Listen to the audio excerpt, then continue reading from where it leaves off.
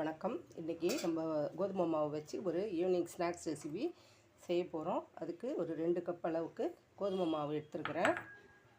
இந்த ரெசிபி வந்து நீங்கள் 2 கப்பு மைதா மாவுலேயும் செய்யலாம். 1 கப்பு ரவை, 1 கப்பு மைதா, 1 கப் கோதுமை அந்த மாதிரியும் கலந்து செய்யலாம். இதுக்கு ஒரு 1/4 கப் அளவுக்கு ரவை சேர்த்துக்கிறேன்.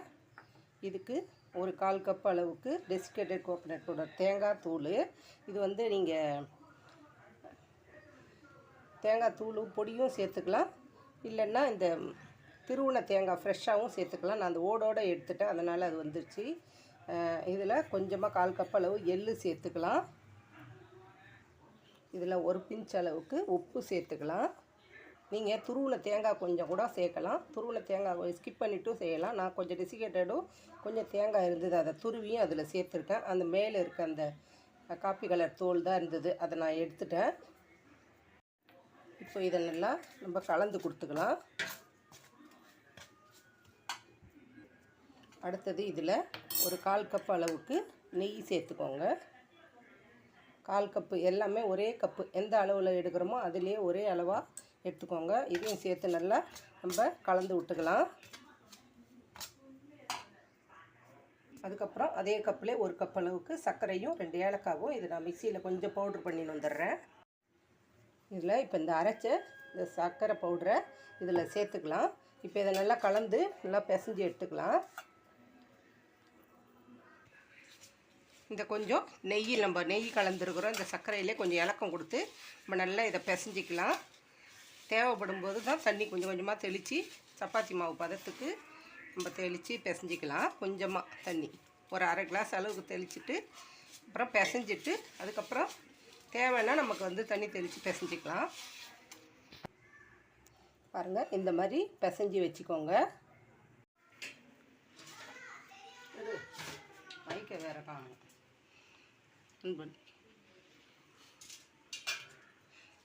இப்போ இதை ஒரு 2-3 போர்ஷனாக பிரித்து எடுத்துக்கலாம். எல்லாத்தையும் நினைக்காது இருக்கிறது இல்லை. இப்போ இந்த மாதிரி சிலிண்டர் ஷேப்புக்கு உருட்டிக்கலாம். நம்ம அடுப்பில் எண்ணெய் காய வச்சுருக்கோம் பாருங்கள். இப்போ இதை நம்ம வந்து இதில் எந்த ஷேப் வேணுமோ அந்த ஷேப்புக்கு நம்ம இதை வந்து கட் பண்ணி எடுத்துக்கலாம். இப்படி கொஞ்சம் டைமண்ட் மாதிரி எடுத்தால் நல்லாயிருக்கும் ஷேப்பு, அதனால் இந்த ஷேப்புக்கே எடுத்துக்கிறேன். நீங்கள் கேக் கட்டர், குக்கிங் கட்டர் வச்சுருந்திங்கன்னா அதில் கூட நீங்கள் எடுத்துக்கலாம். இதே மாதிரி நம்ம எல்லாமே மாவை இந்த மாதிரி எடுத்துக்கிட்டு இந்த கூறு வந்து இந்த ஷார்ப் பண்ணிக்கலாம். இதே மாதிரி எல்லாமே பண்ணிவிட்டு பார்க்கலாம். பாருங்கள், இப்படி நல்லா ரஸ்க்கு மாதிரி இருக்கும். இந்த ஷேப்பில் இருக்கட்டும்.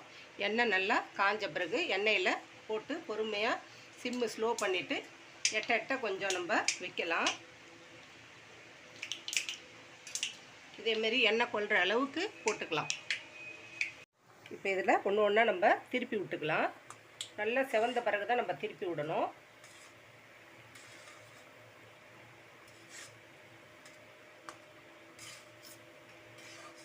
பாருங்கள், எண்ணெய் வந்து நல்லா சலசலப்பு கொஞ்சம் கொஞ்சமாக அடங்கியிருக்கு. நல்லா செவந்ததை நம்ம திருப்பி விட்டு எடுத்துக்கலாம்.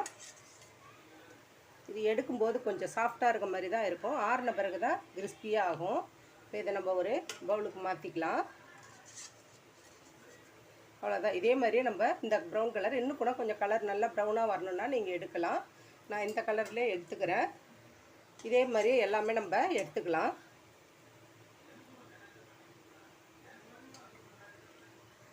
பாருங்கள், 2வது ஷிஃப்ட்டு நான் போட்டிருக்கிறேன். பாருங்கள், நான் முதல்ல எடுத்தது இப்போ எடுக்கும்போது கொஞ்சம் வளவளப்பாக இருக்கிற மாதிரி இருக்கும். நல்லா கிறிஸ்பியாக ஆற நல்லா சூப்பராக ஆட்டுக்கால் கஜ்ரா மாதிரி மாடல்லே இருக்கும். சூப்பராக இருக்கும். நம்ம ஏர்டைட்டான பாக்ஸில் போட்டு எடுத்து வச்சுக்கிட்டு ஈவினிங் ஸ்நாக்ஸாக டீ காஃபி சாப்பிடும்போது இது மாதிரி ஒன்று செய்து வச்சுக்கிட்டு நம்ம எல்லாருமே சாப்பிட ஆரம்பிக்கலாம். நம்ம வீட்டிலே செய்கிற மாதிரி நம்மளுக்கு யூஸ்ஃபுல்லாக இருக்கிற மாதிரி இருக்கும். ஹெல்த்தியாகவும் இருக்கும்.